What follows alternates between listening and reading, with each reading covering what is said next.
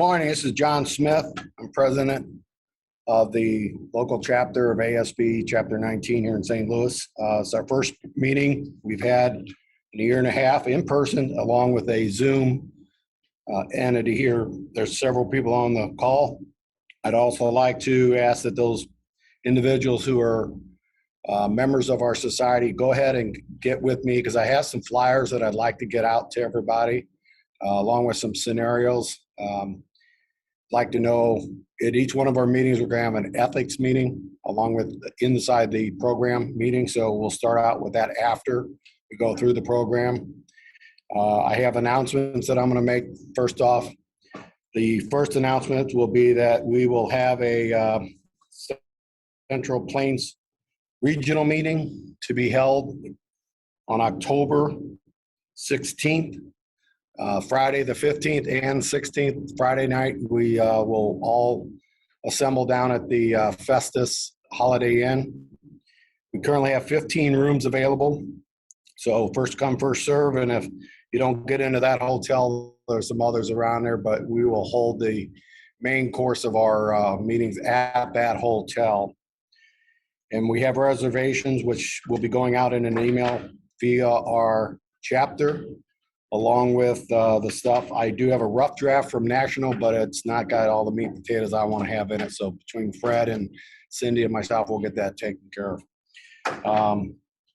So Friday night, we'll have people showing up at 6 for reception. Saturday, starting at 9 a.m. to 10:30, we'll have an educational chapter meeting with the regional people, and then regional starts at 10:30 to noon with the governor, Central Plains governor, being in attendance. The current national president and the past president will also be there. Lunch should be provided from noon to 1, and then that'll be included in your registration fees for the event. Then we're going to load up some passenger vans or a bus or something to go tour some local wineries that afternoon. And then we'll have dinner around 5 or 6, and then we'll head back to the hotel at 8. And at that time, if you all want to head out, or if you want to spend another night there till Sunday, you can do so. So that we'll have that all in the Central Plains regional meeting. Fred Waltrip's the chair of that. He unfortunately is not here today. He's at home. So hopefully maybe he could chime in too. So if anybody can, go ahead and get a hold of him. The second thing is we have a big fundraiser coming up on October also. October 23rd, the following Saturday, we have our trivia night. Right now we have probably 10 tables sold. 11, okay. 11 tables sold, and I think our max that we can put in that place is probably 16. So those who are still thinking about it better get in while you can. We also are looking for silent auction items for donation. If you have those, please contact John Smith at Lawrence Group. I'll repeat my email a couple times, but it's john.smith@thelawrencegroup.com. Very long, but most of the people that do know me, you can always look it up on our website too.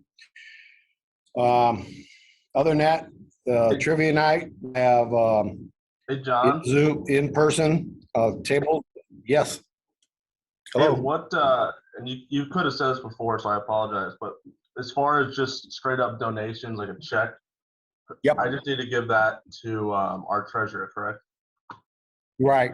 What I was getting down to, we got tables, we're selling silent auction items, and we do take cash and check donations for the society. So those cash and check donations have to be made out to $2,000 a piece. Nah, just joking with you. Any donations, $5 to $5 million.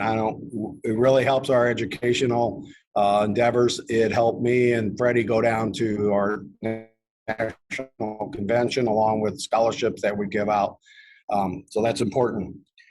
So those are the two big announcements, and we have our monthly meetings, and I will state this, we hold on the third Friday of the morning at 7:30 in the morning. We will hold them on both a Zoom and person. Following the CDC guidelines, we probably want to limit the rooms to probably 20 to 25 people, because that way everybody's got space.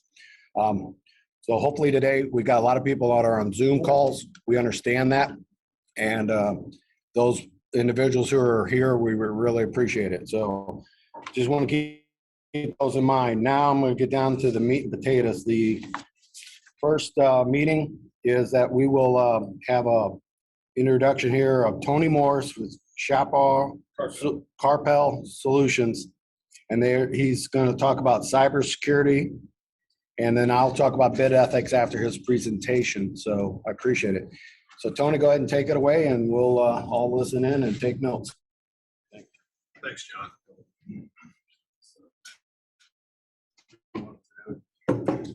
That's okay. I'm going to be used to standing. I'm going to do that. I'm going to get rid of that. Yeah. Okay. So thanks for having me. Again, my name is Tony Morris. I'm Vice President of Karpel Solutions. We're a IT managed services, security services company. We're also a software development company, have two separate divisions. The software development company has a piece of software that's sold all over the United States. We have our own help desk, a variety of different things. I actually got to know the Lawrence Group through a previous company that I used to work with. And at the time, we did their phone system and IT services and things like that. And so great company. And thank you guys. I don't know all your companies. I look forward to knowing you. First of all, I'm going to talk about, this is going to be very high level. It's not going to be a death by PowerPoint thing. And I really prefer interaction, right? So if you have a question, don't hesitate, if you're in the room, to raise your hand. If you're not in the room, unmute and ask the question, or I've got the chat screen up on my screen where I can see it. So you can ask the question at any time, and we'll do the best we can to answer it. Okay. So cybersecurity. I probably should put that up when I was talking about myself, but I didn't. Okay.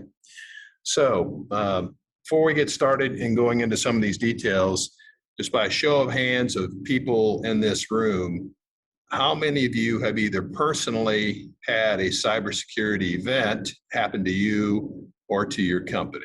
And I'm one. We got about 3 of the 8 people and 3 of the 7 people in the room here. Anybody online want to chat in or throw in yes or no? That'd be great, but it's pretty common. So I found out 6 months ago that I filed for unemployment after I lost my job at Best Buy. I didn't remember my job at Best Buy. To the best of my knowledge, I never worked at Best Buy, but somebody filed an unemployment claim in the state of Illinois so that they could try to collect unemployment. Unfortunately, everything came to me on an email address. I got this form, I got this nice debit card. They were starting to load me cash. Actually, it didn't get that far because I reported it, right?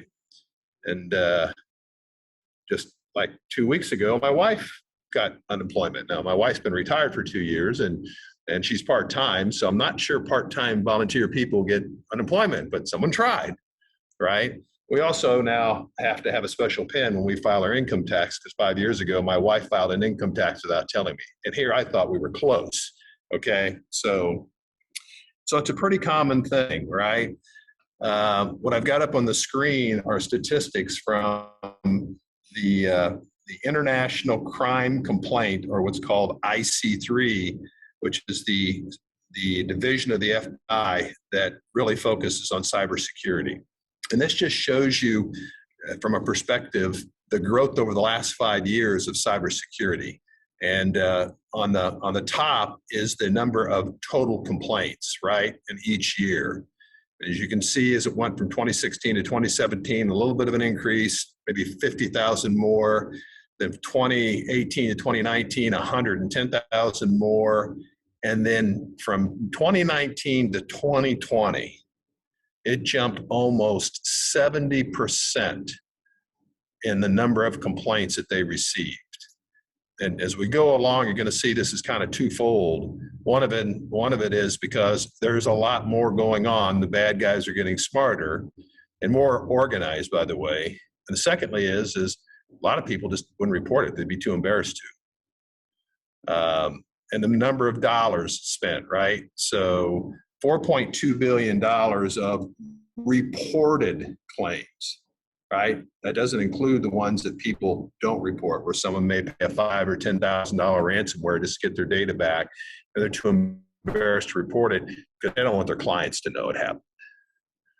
So it was, I think, 5 years ago that cybercrime passed drugs as far as the number one money-making criminal work you want to get into. So much cleaner. You don't have to worry about someone, shivving you when, you get dropping off the drugs. So if you got a life of crime, cybercrime's where you want to be. Just kidding, right?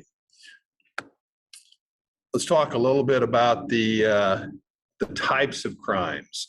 So as you can see from this slide, by far and foremost, phishing, smishing, and farming are the number one types of crimes. So phishing, an email comes in, right? And they're trying to get you to click on a link. That's probably the most common one. Phishing is a voice call. Hi, I'm from the FBI, I'm from the IRS, and you're about to get served a warrant, but I can help you. Anybody ever get a voicemail like that? I mean, I get them regularly. Surprised I'm not in jail already, as many times as I've got that. But smishing, social media, same concept. Someone's trying to become your friend on social media and get you to open up a device or give you some information, whatever the case may be.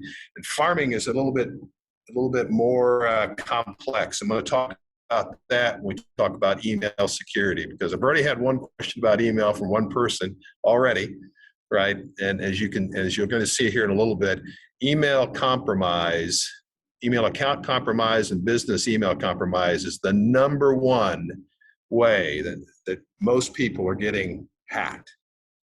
It's how they pass infections, gain information, and stuff like that. So the rest of these, just really quick: non-payment, non-delivery.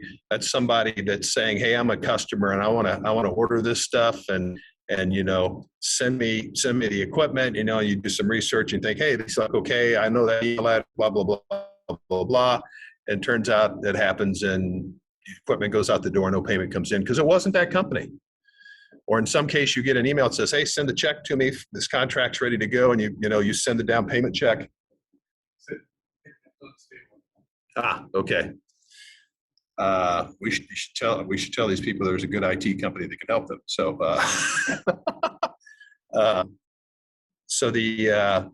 so in the other scenario, someone gets into someone's email and makes the end user think that, hey, I'm really, this is coming from the person because it is coming from their account. Go ahead and send the check. Well, we have a new bank account. Please send it here, right? So payment is made and there is no services delivered, right? So you can see the great jump in that one as well. Extortion, pretty common. What that is, personal data breach, we talked about that. Identity theft. Look at the jump in identity theft from 2019, where it was only 16,000, to 2020, where it was 43,000, almost a 300% jump in identity theft. So we're going to talk a little bit about your personal identity and stuff like that, just some pointers on how to keep that safe as we go along.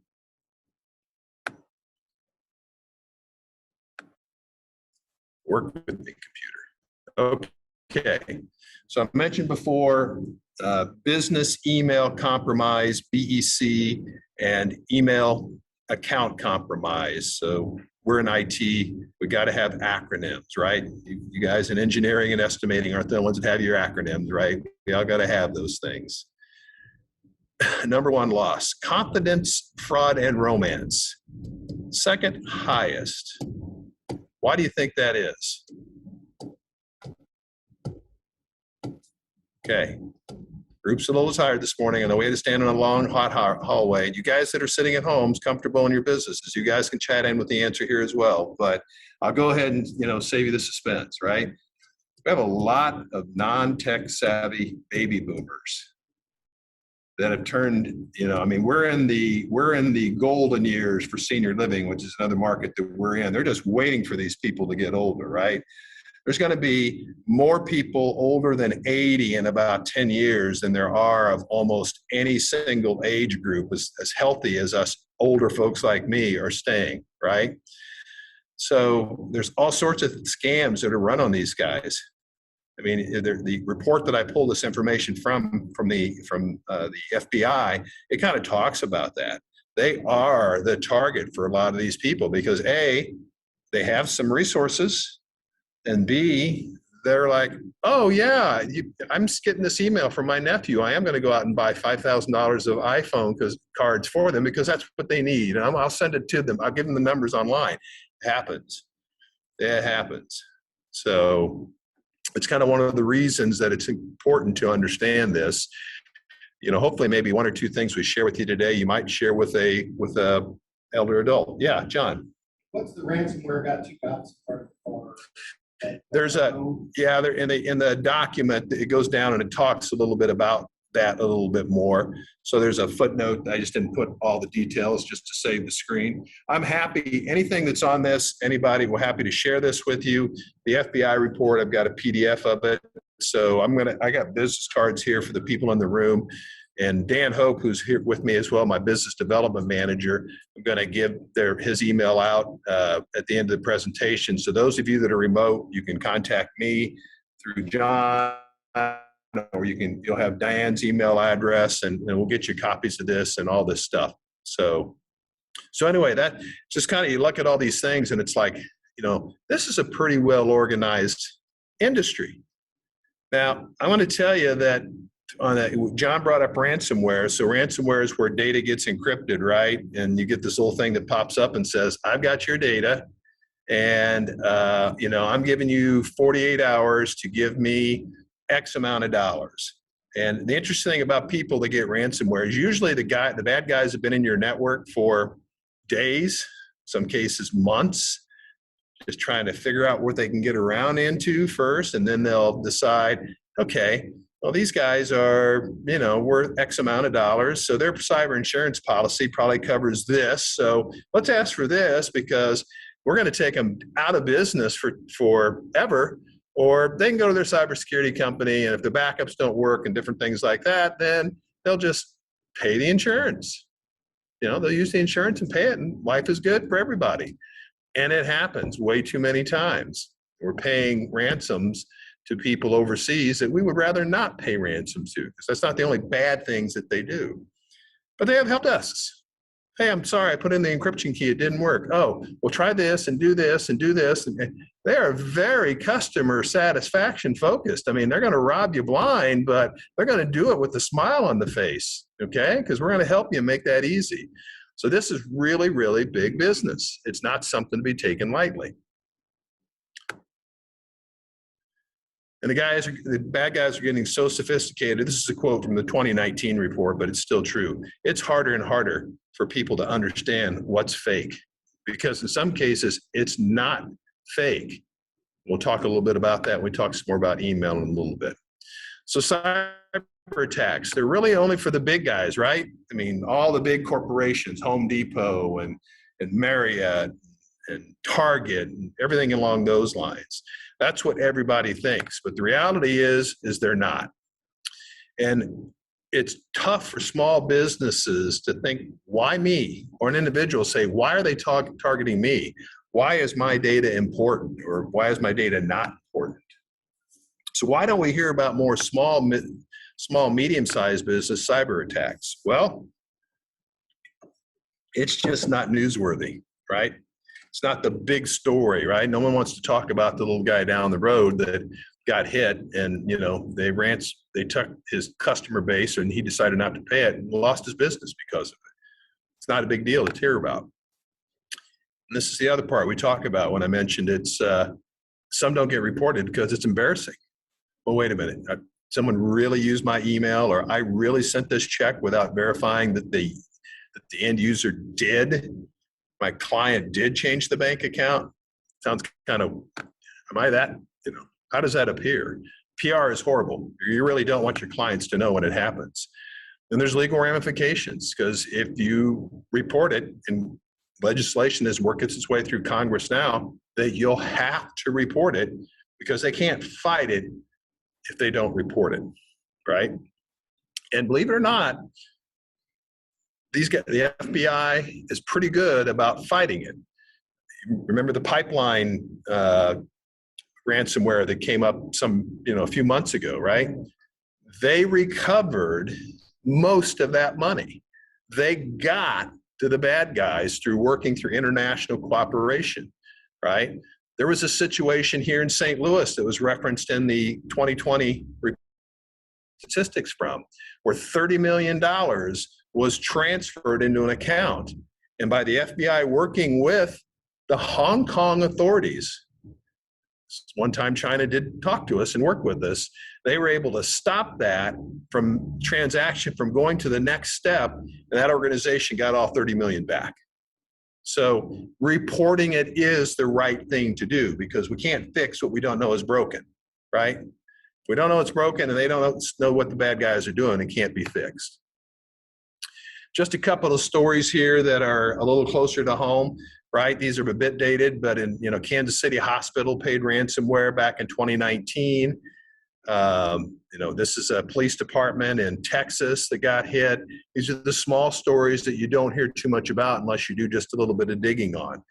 And I share these examples with you. In Colombia, here's a local real estate business that was forced to pay ransomware. Here's a small law firm that got hit, and they had backups in place. 5,000 of their files got encrypted, right? They ended up paying a ransom of 25 grand and some change because their backups, which they didn't test, turned out to be corrupted. Everybody backs data up for the most part. Say everybody, but a high percentage of people have some kind of backup in place. What they seldom do is test it to make sure it can come back, especially if it's backup of tapes. If it's the digital backup, there's a higher level, it'll come back. But in this case, they were backing up with tapes, and the tapes were old tapes, and they never tested it. This happened. It's like, oh, let me grab that fire. Why isn't this fire hydrant working? Oh, it's been here for 5 years and I never tested it. Another common scenario that happens, right?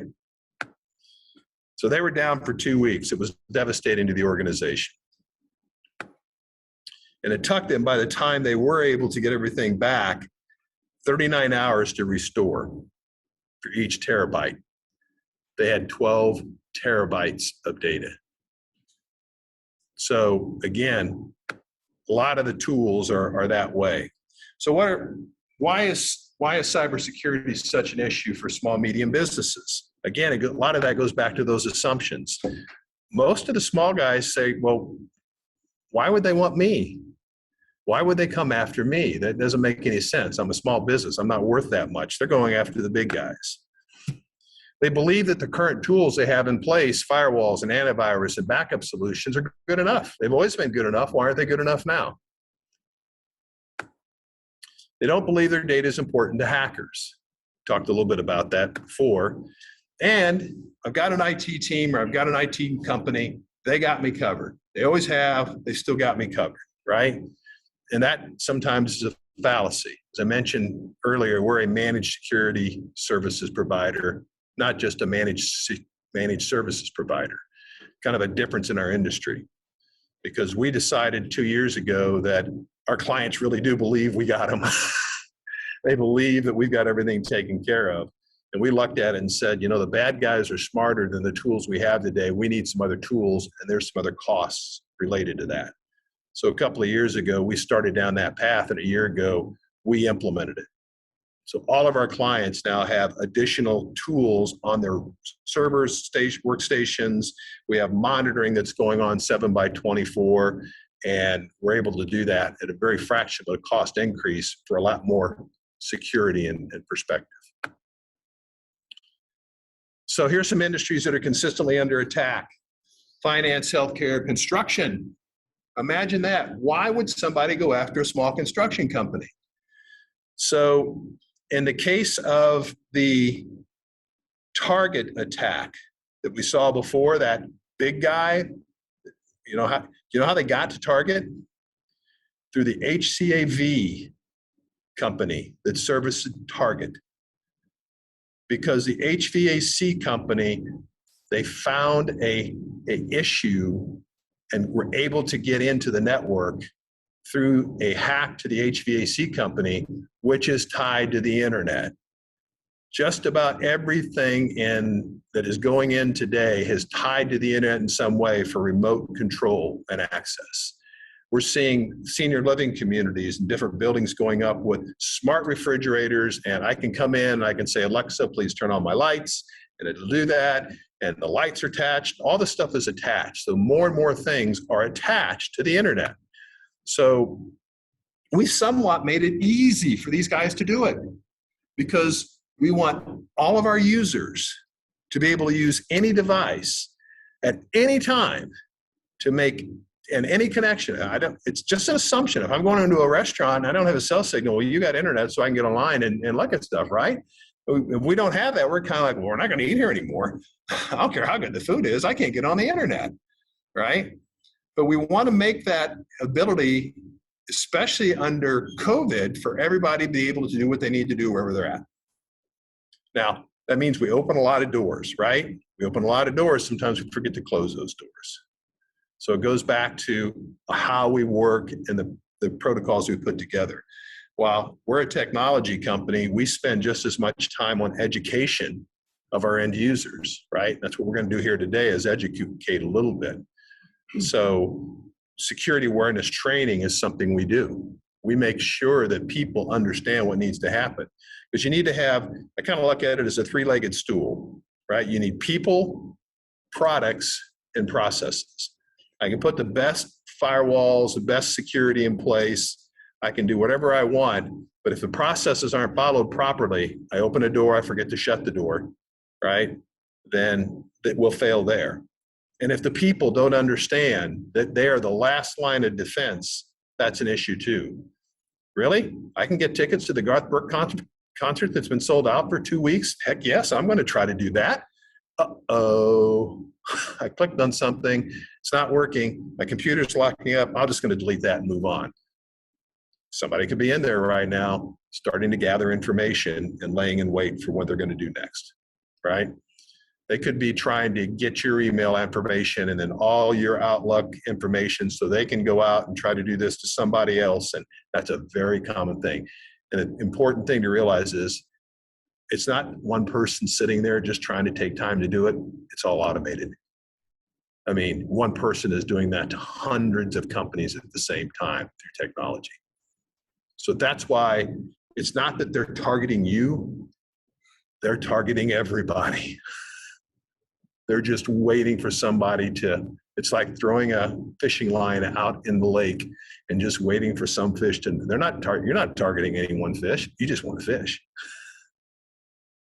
Hence the name Phishing, by the way.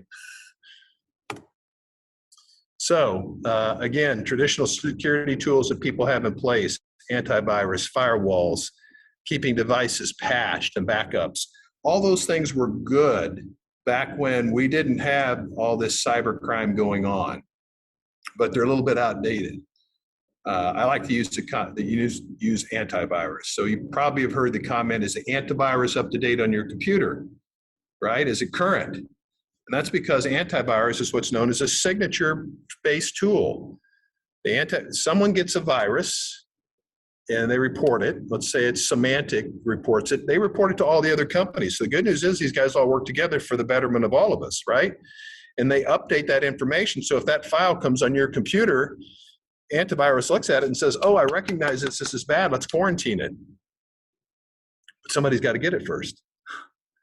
And today when somebody gets it first, it isn't necessarily that it's happening and doing something, right? It could be just, again, someone that's laying there and wait, trying to gather information. So now there's what's called a new type of endpoint protection called behavioral based. And what that means is if I send John an email with a Word document with my bio, John's expecting that. And when he opens that Word document, a signature or a behavioral based tool will say, well, gee, when John opens a Word document on his computer, about 10 things happen. Sometimes it's 8, sometimes it's 12 based on the Word document, but that normally happens. That's the behavior I see. If John happens to open my email and 15 things happen, this behavior based tool is going to say, that's a little strange. I'm going to send an alert upline to somebody to say, hey, can someone take a look at this? Because it seems a little weird. And a person sitting in a SOC is going to look at it and make a determination. Oh, you know what? He just put a script in there to bring up this is okay. Just let it go. Or they're going to say, you're right. That is weird. Let's shut it down and get a human involved with this person to take a look at it. So it will take your device offline. Our phone starts ringing, in this case, from the SOC. And then we're calling you and say, hey, John, I know you just got this email. Looks like someone may have gotten to my email, which would be pretty embarrassing if it was us, but we're a prime target, by the way, because we work with a lot of clients, right? So we have to be good. Anyway, and let's take care of that. If John's computer starts doing 20 things, it's just going to shut it off the network, so it can't go out and do anything else to anybody else. John gets a message, and John's like, damn it, I got work I got to get done. Which sounds like John, and I've only known John on the phone. This is the first time I met him in person. I've been talking too much to Sarah. Yeah, I've been talking to Sarah. So there's new tools that are out there. Those tools cost money, right? Okay, enough of the fear, right? Let's talk about some hard things you can do. This is really kind of prevalent because of two things we saw. One, as I mentioned, business email compromise and email account compromise is the number one way people are getting hacked. As I mentioned, somebody already asked me about this morning already. Before we even got here and got started, we were having a conversation about it. So Microsoft has really come under attack because, again, a lot of people think it's my email, nobody's looking at it, no one's going to do anything about it.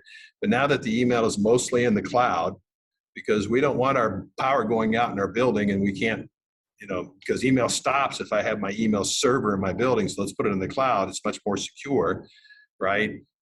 But we have all sorts of doors to open and get to it, right? We're not using all the doors to make sure that if I'm logging into my email, I'm really me. It's not someone pretending to be me. So we're going to talk a little bit about different things you can do to protect your network, or you can take this back and talk to somebody in your organization that says, are we kind of doing these things? Have we ever thought about these things?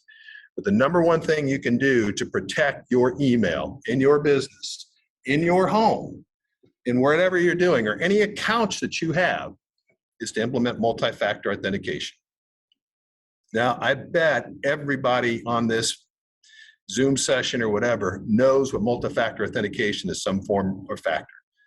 Have you ever logged into your bank account or your stock account and they say, I'm going to send you a text, and you get a 4 or 6-digit code and you put it in? That is multi-factor authentication, right? If somebody tries to log into my 365 account, my bank account, whatever, my Facebook account, I have it, it's for my wife, but I have one. Okay, so if they try to log into it and pretend they're me, Facebook knows that, and Microsoft knows that, well, gee, Tony logged in from the office 15 minutes ago, the way we have our Microsoft configured. Why is he trying to log in from California? He's fast, he's not that fast, right? So it's going to send an alert to me. And I'm going to get an alert on my phone saying, wait a minute, I'm not trying to log in. Deny this. Don't let it happen. And I'm calling my IT guys, right? Which just means I yell across the room. But, or when I was in Phoenix this past weekend, sharing that story of Phoenix with some of the guys earlier here. When I checked into the hotel, the first time I logged in from my computer, it prompted me for my code. So I had to prove who I was. Once I did that, I can kind of work from that location for however long we decided as an organization. For us, it's a month. So if I log in from home, once a month from home, I'm going to reprove it's me from my house working, right? When I'm in my office out at Grabway and 270, we have that IP address set up. So it knows that if I'm coming from that IP address, high likelihood it's really me. Someone hasn't walked into my building to get to it. So multi-factor authentication is the single biggest thing you can do, which is why I was asking you this morning, when you log in, I know you put in a password and email, but I'm guessing that you don't ever get prompted wherever you're at to put in a code. Yep. So that would be one of the best things you could do or talk to your organization about doing. And you should do it on all your bank accounts and everything like that. Yes. I'm starting to see now where some companies are getting away from the text on that. They're having like apps that do the authentication. Yep. Is that better or is that worse? Does it really matter? It's not either better or worse. It's just another option. And the reason some companies are going away from that is they'll provide the phone. There are some individuals that will say, I don't want any apps running on my phone that aren't mine. I don't want you using up my text time, whatever time may be. But yeah, I use an app called, from Microsoft, called Authenticator. Folks on the camera, you can see it much better than the folks in the room. But it's got like 18 different accounts that I've got this set up on. So when I log in, it just says, hey, what's your 6-digit code? I go to that one, I open it up, because it changes every 30 seconds, right? So it's proving it's me on this phone. When I got a new phone a year and a half ago, I had to go through and recertify that phone. So, right? So yes, no wrong way of doing it as long as you're doing it, right? And if you happen to lose your phone or something happens, there's other ways of doing it. We have a personal email address set up as well. So if Microsoft's asking me for it, I can log into my other personal email account and get that code. Funny story, by the way. It's pretty interesting timing wise. You know, I was going to bed last night, watched the news, happened to watch Jimmy Fallon come on for a little bit. He did a really cute 5-minute sketch on multi-factor authentication. It's absolutely hilarious. I'm not going to go through the whole thing. You should just Google or YouTube it, but it was funny. It was funny. Okay, Microsoft's asked me for this. I'm going to go to Google, and I got to remember my Google, and Google's asked me for this. And, oh, I can't remember this. And what's my security question? And who's my favorite player in Roots, which is his band, you know? And the band is like, it's like, oh, I didn't know that was going to come up. He's like, well, no, who is your favorite player? So it was really good. I thought, wow, how appropriate timing is that when I'm going to be talking about this in the morning? So that's the single thing that you as an individual can do on all of your accounts. Just about everything has it. If it doesn't have it, I would probably tell you might want to consider looking someplace else to get it or really ask about it. I am going to use hopefully an analogy that helps from a business perspective, just for you, those of you that have a business, involved with a business, maybe a key in a business, about how to kind of look at some things you do in your house to protect your house that you might want to protect your business. This is going to be an audience participation thing for those here locally. And again, for those of you online, feel free to go into the chat.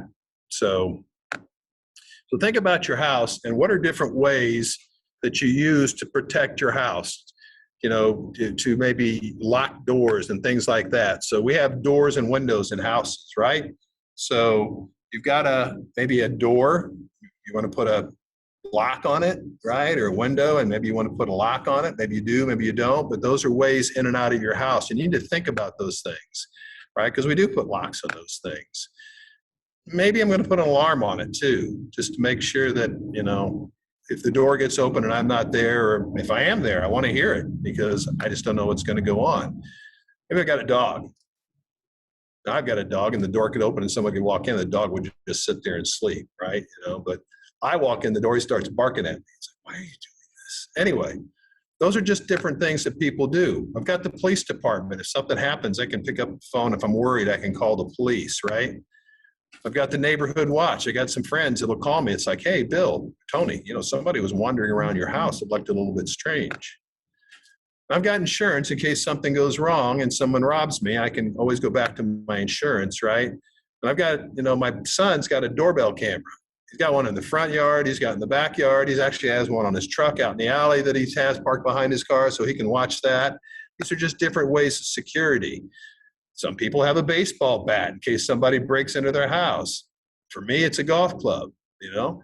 I suspect for a few people here, it might be something that propels bullets out of it, right? So all these are different things that you do to protect your house. Protecting your business isn't that much different. You know, doors need protection.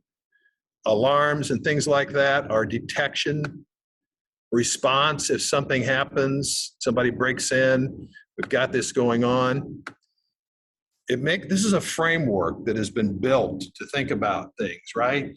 And as you know, one of the first things as we got home insurance that it talked that we should do is, you should identify all your key assets. At that time, it was go down and write it on a piece of paper and stick it in the safe deposit box. Today, it's just walking through your house with your cell phone and kind of videoing everything. So if you ever had an issue with your house burning down or whatever, you can prove that, yeah, I really did put a $2,000 flat screen in. I'm not just lying about that. I need that replaced, right? So identify, protect, detect, respond, and recover. As we think about how we protect the business, this is what's called a framework. And in our industry, one of the standard frameworks comes from a government organization called the National Institute of Science and Technology, right? This is a NIST cybersecurity framework. There's other frameworks out there, but this is what we use to help our clients protect their businesses. And these are questions you can go back and take to your organizations and say, hey, we've thought through this, and we've done this with all the cybersecurity stuff going on, because you guys are targets. You're the supplier for a lot of these much larger organizations, right? So don't think that you're not a target, because again, everybody is. Can we do this internally? Nope. You just can't for small, medium-sized businesses. There are not enough smart cybersecurity people out there right now, because we're trying to hire them all up, and people bigger than us are trying to hire them all up. So we're hiring cybersecurity people as interns as they finish their college work and train them, giving them street training. Right now, we have on our help desk 3 different people that are finishing their cybersecurity degrees. Yeah, John. What kind of background checks do you do on these people, like an FBI background check? It's a good question. John asked the question, what kind of background checks do we do? So for us, we go a little bit deeper in background checks than some IT companies. I'm not saying that's right or wrong, and not saying we're better or worse, but the software side of our business that I talked about, that we sell that software all over the country, well, it's a criminal case management. It's started with the city of St. Louis using it, the prosecuting attorney's office here, and now it's in almost 500 cities and counties across the United States. Very fortunate that we've done that. But we fall underneath what's called criminal justice information systems. So we have a compliance that we have to stick to. So for us, we go deeper into background checks and criminal checks on our employees than some organizations may. That doesn't mean that someone can't commit a crime and reform and be hired. And we can do that, just depending on what it is, right? But from the aspect of, I think more your question might be centered on, how do you know this is a good cybersecurity person, right? Maybe not. Maybe you are concerned about the criminal side of it. It's a good thing to be concerned about, because people give us the keys to the kingdom, right? They're expecting us to take care of it. They're expecting us that if all hell breaks loose, we're going to get them through it, the next day. So we do that level of detail. Not everybody does. And from an aspect of CJIS, it's very similar to HIPAA in the medical world, or Graham-Leach-Bliley in the financial world. They all have a core piece, and then they have the unique things that's unique to their industry. Does that make sense? Does that answer the question you're looking for? Okay, thanks. So this is a situation where if you do want to take some steps, you probably do have to find somebody who's going to help you a little bit, right? Doesn't have to be us. There's a lot of good companies out there, and we're just here to educate, but we've done it. So one of the documents that we have for anybody that wants it is a document called 15 Ways to Protect Your Business from a Cyber Attack, right? It's just a real checklist that you could take and go through and talk to your, give it to your IT company, give it to your manager, whatever the case may be, to say, hey, how many of these things are we doing? How many things we aren't? Now, we're not suggesting that you do everything that's on this list, because it costs money, but it's a guideline. Maybe you start doing 2 or 3 things this year, and you implement 2 or 3 other things in your budget for next year, and you keep going that to secure yourself, to improve your security posture. It's no different than improving your health. Okay. I think John told me I was supposed to talk for 45 minutes. I think I came pretty close to that. We started a little bit late. So, questions?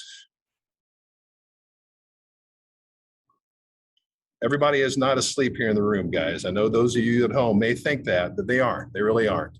One of the things you didn't talk about is once in a while I'll get text that says, hey, UPS didn't show up when it's supposed to give you information. I didn't have it. Yep. So the question came up, we didn't talk about texting. Texting is really just another form of phishing, right? Instead of sending you an email, they're sending you a text. Yeah, I've won a free iPad from AT&T 5 times in the last month. My wife won too, and they're, so it's kind of like, and they make the website you go to, look, I just for grins, I knew what it was, but it's like, okay, I'm going to walk through this. I want to see what this looks like and how good it is, right? They had put up a pretty good website to try to get me to put in the credit card information just to free ship the $1,500 iPad I got. So if it's free, why do you need that, right? So, but there's a lot of people who was like, oh yeah, let's do this, and bang, your credit card's gone. And before you know it, there's $5,000, $6,000 of charges on it. Like you mentioned about the income tax, I got hit because some woman filed with my wife on income tax. I wasn't even married. Yep, you weren't even married. Yeah, right. So she's got a pen now, right? And we're the same way. Yeah, someone filed one in my wife's name too. Okay, I don't see any questions coming in on the chat. So for anybody that would like some more information, or thank you for allowing us to present, if you would like a free network assessment, we'll come in, we'll take a look at your network, we'll invest an hour or so of time to just do an assessment and give it to you. We're happy to do that. It's your data. Whether you use us or not, we don't care. We want you to be better. Maybe just be something you take back to your current company that you really like and love and say, we just decided to have a third party done, and here's some issues, right? We'll also do a dark web scan or any of your passwords out there on the dark web. Oh, one other quick thing. I forgot passwords. Glad I said that. Second thing you as an individual can do, if you're doing this now, stop it, is to use the same password on multiple accounts.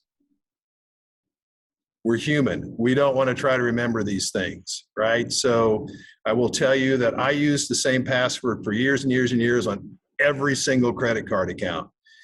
And then I saw what could happen because of that. And it's like, well, that's stopping, right? So every account that I have has a different password.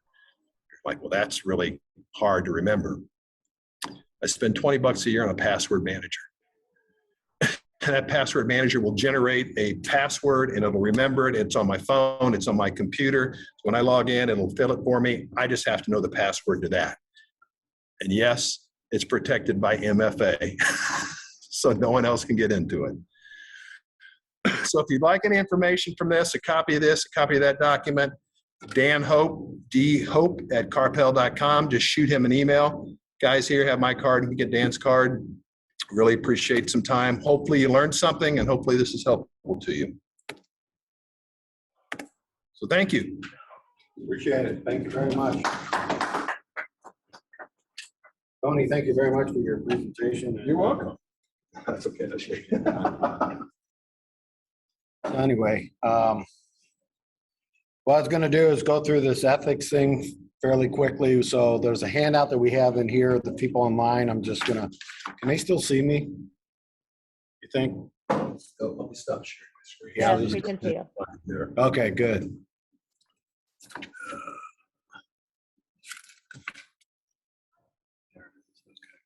All right, there you Okay, go. hey, just a headshot. Just a headshot. Okay, those who don't have this, I've got our ASPE Code of Ethics out, our 9 canons.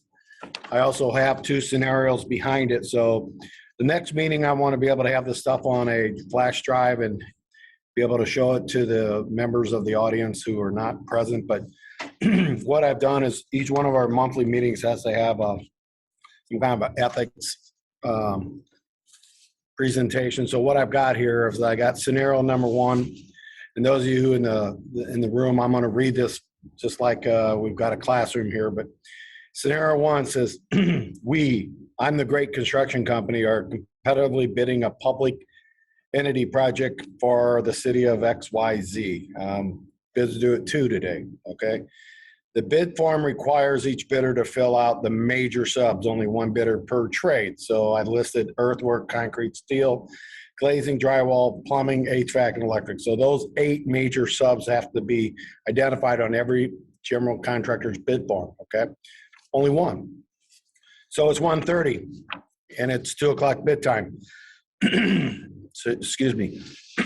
So I know who's all bidding. I've got yeses from all the categories that I had to name. And all of a sudden I've got one bidder. It's an HVAC contractor, jack of all hot air company, who is unknown to my company in this industry. And is about 20% lower than the second bidder and 25% lower than the fourth bidder, which is a range of about $550,000 to $687,000. So it's 1:30 for a 2:00 public bid opening. You got a subcontracts hanging down pretty low. What would you do as a chief estimator on that project for your firm? So I've listed 5 things that you could do. So I wanted everybody to take the time to look at those. But since we're in a situation where there's a lot of people on board that are online that don't have this, I'm going to probably tell you my scenario. What I would be doing is I would be calling that estimator up, telling them, here's the situation. I got half hour to get you resolved. You got a math mistake or you got a judgment mistake in your bid.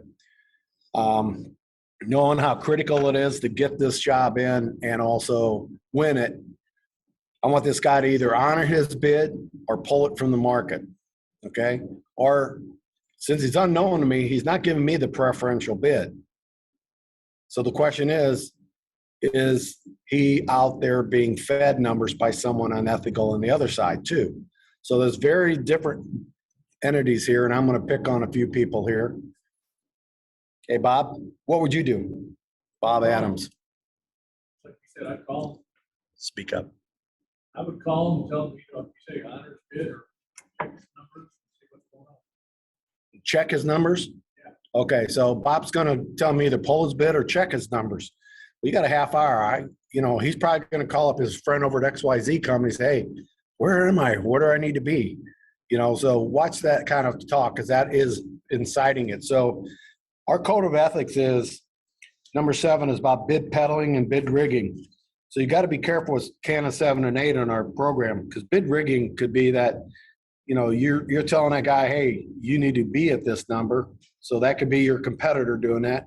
And then he'll come back to you and raise it. So those are the kind of things that we as GC estimators have to watch in the industry. It's all about relationships. If I call Everett up and tell him, hey, Everett, you're hanging pretty low on that electrical bid over here. We're talking $2 million job. For you as a sub, that's a lot of money to be left on the table. So you got a problem? I've scoped you out. You got any issues? Are you giving me a preferential number by chance too?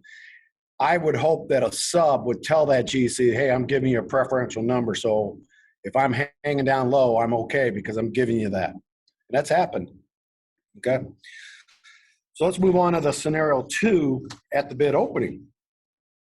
Now the bid's been opening. Here's the bid results for the major subs. The only difference between the low bidder and my company is the HVAC sub.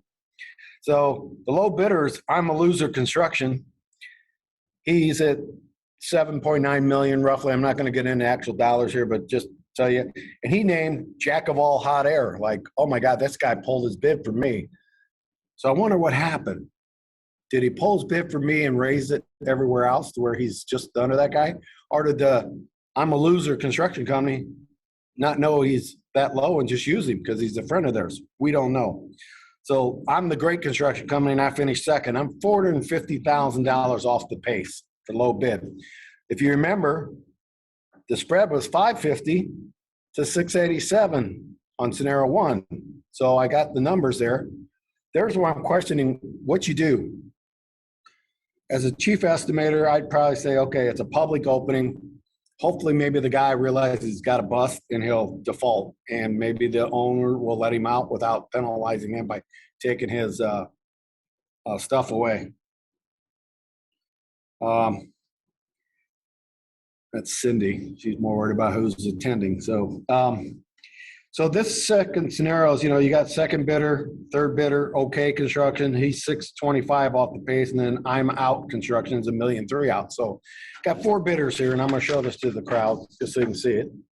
So as an estimator, what do you do on a public opening? Public opening, not much you can do. You can't protest it unless he's missing his bid bond.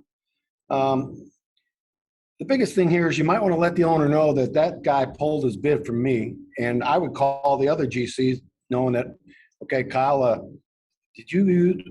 did you use We Hot Air? Because I called this guy and he pulled his bid. He said he called me over here, Bob. I got to call me in about 10 minutes till he had to pull his bid.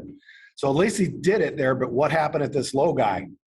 So I called the sub up and said, hey, I thought you said you pulled your bid from the market. Well, he says, yeah, but I couldn't get a hold of the low guy. Well, he's got a problem then, because if he's pulling it from the market, we got issues. So there's very different ways of doing this kind of stuff as GCs, and you got to know your subs and you got to chase them. Now, on a public bid market, I'm going to warn you, if you're not bidding a consistent job in this same region all the time, you don't know subs. We happen to do a couple jobs here and there. I don't know them, so I'm out there doing my background checks. I'm calling the electrician, say, who's the good HVAC contractors you work with? I'm calling the plumbers, okay? Who's the good mechanicals you've worked with if they're just strictly plumbing? HVAC, who's the good plumbers? Fire protection, same way. Drywallers, okay? You call the shops up that sell the drywall. So as a good estimator is going to do some homework on an out-of-town bid, definitely. But in town, you should know your GCs and you should know your subs. And if there's people out there that always wait till the last minute to turn their bid in, then you got to start telling them, hey guys, I need a bid by 1:30 period because my bids do it too. Okay, because you need time to react. So this ethics course is going to be fun this year. I'm going to try to do this every month, and I'll have this up next time on electronics so everybody in the audience can see it. I do appreciate them putting up with this way, but we're trying to make sure people that come to these meetings that are not members understand that the bid ethics in this world are really getting bad, and we want to try to keep ourselves on top of that, because that's why we're estimators join the society along with being a CPE. So other than that, I want to reiterate our events that are coming up. The first one is the Central Plains meeting, which is going to be again held the night of the 15th, which is Friday, October 15th. Show up there. If not, you can always show up on Saturday for the program if you want to not spend the night. We start at 9 in the morning on the 16th. We go till 1, and then we do the afternoon as being more social event going to the wineries.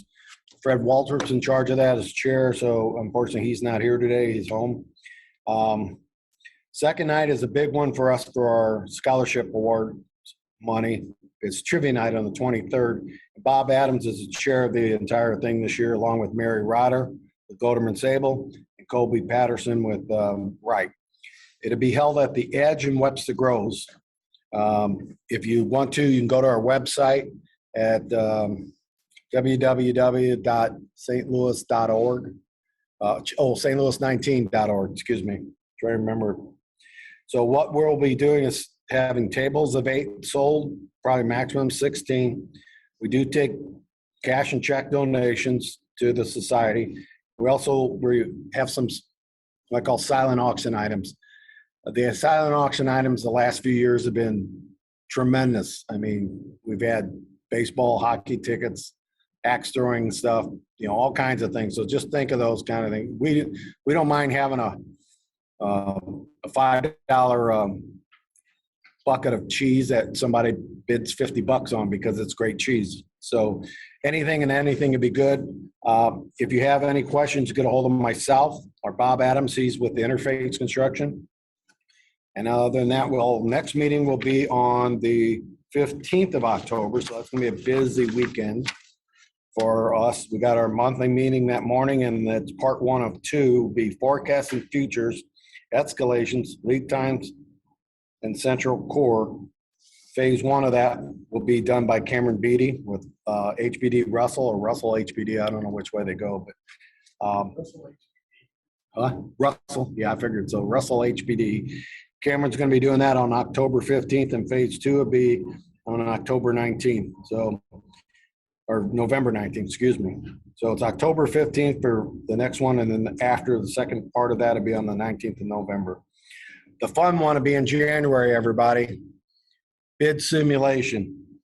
Diane Rink of Perrick's going to be the chair of that one, so we'll get that one together, and that's going to be a great one. We'll hope to have, if we can't hold it in this room because of the size, we'll have to get a different size room, but we'll see how that all comes to play. Architects and companies. Yeah. Anybody and everybody can be there. So other than that, I do appreciate everybody's attendance in here. Next month will be a great meeting along with some good ethics, because I'll have more time to think about those scenarios that are out there along with what we have as a chapter. So other than that, appreciate those that are online. Have a good night, and we'll see you